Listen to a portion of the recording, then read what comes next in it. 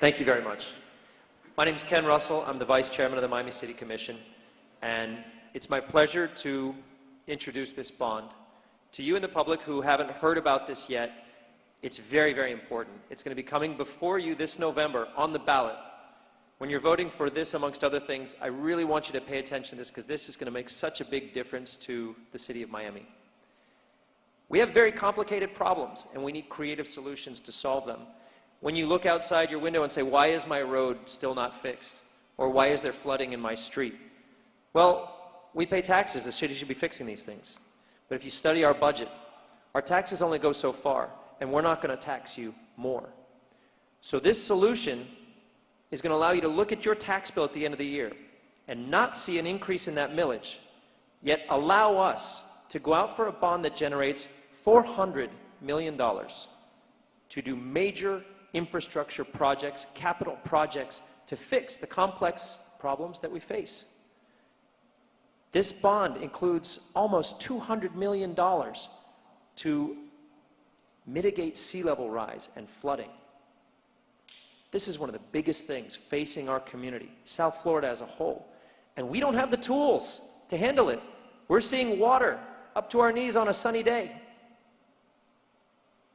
Our tax base as it is not enough to fix this problem. Our federal government is not providing enough for us to fix this problem. We need to step up and decide that we're going to handle this solution, that we're going to vote yes on this bond because we believe in Miami's future. That's why it's called Miami Forever. In addition to almost $200 million for sea level rise and flooding issues, there's roadway improvements, $20 million for the worst roads in the city.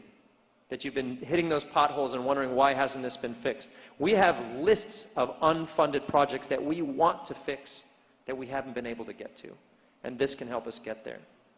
Over $70 million in parks, cultural and historic preservation. This is something that's very important to me, to really see that our green spaces and our historic sites are really maximized and given the importance that they deserve. And then maybe the most important thing in here that I don't think this city has ever tackled in the way that it can and should is the problem of affordability. What we see happening in Miami right now is such a divide between what we're able to make to live and what it costs us to live here. And so with this bond, $100 million can be dedicated to affordable housing at all levels, from workforce to ELI, from that person who's just graduating from a homeless shelter and getting their first key, that there is some place within the city that they can afford to live, to the person who just graduated college and got a good first job, but they have to commute an hour and a half to get to it. We should be providing opportunities, incentives that make that possible. And this bond, this has so much in it. There's a lot of chance for misconception and misunderstanding of how this works, that there's no plan for it, or that it's just it's a big tax. If we wanted to tax $1 and spend $1, we could do that. We'd all be out of office real quick. But what we're doing here is when we collect a tax dollar, we're leveraging that. And it's the smart way to do business. It's the smart way to do government. And we really want our public to have a sense of confidence that we're spending it correctly, that we're watching every penny of this, and that what we dedicate it's going to go to, that it actually goes there. If we have the trust of the public for that, and we have the vote of yes, we can start tackling some of these really big problems. So I really do hope for your support this November.